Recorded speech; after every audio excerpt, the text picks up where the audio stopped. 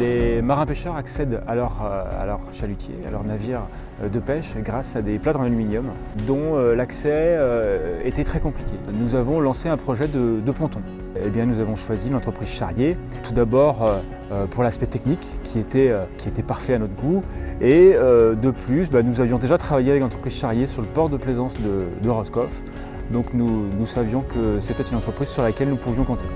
Le besoin des pêcheurs était que ce ponton fût accessible à tout moment de la marée. Eh bien, les pêcheurs tout de suite l'ont adopté et l'ont utilisé finalement comme s'il avait toujours été là, et ont été très satisfaits de la réalisation puisqu'ils peuvent disposer leurs 25 plates sur ce ponton et y accéder en toute sécurité, alors à tout moment de la marée, mais aussi dans toutes les conditions météorologiques, qu'elles soient très difficiles ou très calmes.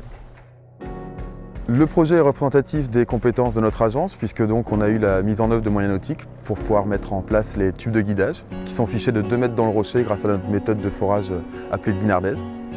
Ensuite, il y a une partie génie civil avec la construction du ponton qui a eu lieu sur le port de Concarneau. Il a ensuite été mis à l'eau par l'élévateur à bateau de 400 tonnes et remorqué jusqu'au site du Conquet.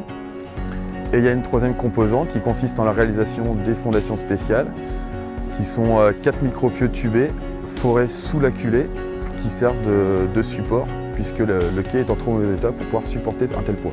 Enfin, le bureau d'études intégré a été mobilisé pour réaliser les calculs de structure, de flottaison et de fondation.